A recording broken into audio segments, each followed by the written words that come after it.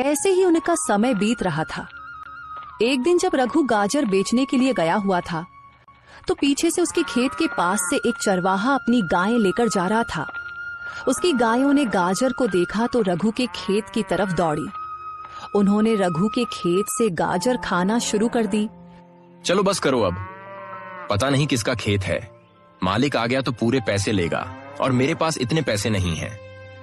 चलो भागो, अब घर जाकर खा लेना। चरवाहे ने गायों को रोकने की बहुत कोशिश की, लेकिन वे नहीं रुकी। उन्होंने थोड़ी ही देर में सारा खेत साफ कर दिया। चरवाहा जल्दी से अपनी गायें लेकर वहां से निकल गया। किसी की भी नजर उस पर नहीं पड़ी। रघु की कमाई का एकमात्र जरिया यही गाजरों का खेत था। वह भी अब तबाह हो गया और रघु को इस बात की कानों कान खबर नहीं थी। उधर रघु बहुत खुश था, दिल ही दिल में सोच रहा था, अब गाजर अच्छी बिक रही है। मैं कुछ ही दिनों में पैसे जमा करके अपनी बेटी को एक लाल रंग का प्यारा सा सूट ले दूंगा। बहुत समय हो गया है, मैंने कभी उसे नया सूट नहीं दिया क्योंकि और भी खर्चे बहुत होते हैं, लेकिन इस बार मैं पक्का उसे सूट ले दूंगा। ऐसे ही ख्यालों में रघु अपने घर चला जाता है। अगले दिन सुबह रघु अपनी टोकरी लेकर गाजर तोड़ने खेत गया, लेकिन जैसे ही उसने खेत देखा, खेत देखकर उसका दिल बैठ गया। ये क्या हुआ? सारी गाजरें कहाँ गईं? ये तो पूरा खेत खाली है। फिर उसने करीब जाकर देखा तो पता चला कि कोई सारी गाजरें खा चुका था।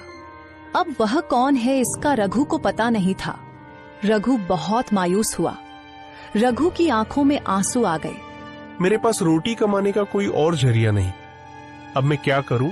रघु उदास होकर घर वापस आया। घर पहुंचकर वह बेटी के पास गया। क्या हुआ पिताजी, आज आप गाजर बेचने नहीं गए? सब ठीक तो है? आपकी तबीयत तो खराब नहीं? तबीयत तो ठीक है बेटा, लेकिन किस्मत खराब है। जब मैं खेत गया तो देखा कि पूरा खेत खाली है। पता नहीं कौन मेरी सारी गाजरें खा चुका है। मैंने आसपास कुछ लोगों से भी पूछा, लेकिन किसी को भी इस बात का पता नहीं। अब मैं क्या करूं? मुझे तो कुछ भी समझ नहीं आ रहा। दोबारा अगर खेत में गाजर लगाऊंगा तो 3 से 4 महीने लग जाएंगे। इतनी देर में हम क्या करेंगे? घर का खर्च कैसे चलेगा? मुझे तो इसी चिंता ने सताया हुआ है। पिताजी, आप इतनी चिंता मत करें।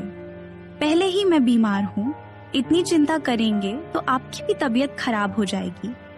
आप ऐसा करें कि जब तक नई गाजर नहीं उगती, आप किसी से काम का पता कर लें और गांव में ही कोई काम करें। हाँ बेटी, तुम सही कह रही हो। काका रामू मुझे पहले सेठ भूषण के पास काम करने को कहते थे, लेकिन कभी जरूरत ही नहीं पड़ी। अब मैं सीधे सेठ भूषण के पास ही जाता हूँ और उनके पास काम करता हूँ जब तक नई गाजर नहीं उगती। ठीक है बेटी, मैं अभी जाता हूँ, तुम अपना ख्याल रखना। रघु सेठ भूषण के पास काम का पता करने के लिए चला गया।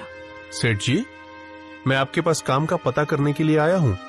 मुझे कोई भी काम दे दीजिए, मैं मन लगाकर काम करूंगा। आपको शिकायत का मौका नहीं दूंगा। क्या हुआ रघु, तुम यहाँ काम ढूंढ रहे हो? तुम्हारी गाजर को क्या हुआ? तुम तो गाजर बेचते थे ना, फिर अचानक आज यहाँ को क्या हुआ? सब ठीक तो है ना?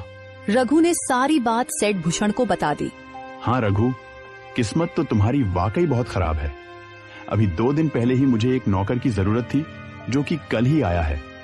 अब मुझे किसी और आदमी की जरूरत नहीं है, लेकिन हाँ, अगर मुझे जरूरत होगी तो मैं तुम्हें जरूर बताऊंगा। सेठ जी, मैं बहुत उम्मीद लेकर आपके पास आया हूँ। मुझे कोई भी छोटा सा काम दे दीजिए। दिहाड़ी भी बेझिझक कम दीजिएगा, मैं उफ तक नहीं करूंगा। अरे रघु, अभी काम नहीं है, बोला तो है तुम्हें। जाओ, जब काम होगा तो मैं तुम्हें बता दूंगा। रघु को सेठ भूषण ने कोई भी काम नहीं दिया।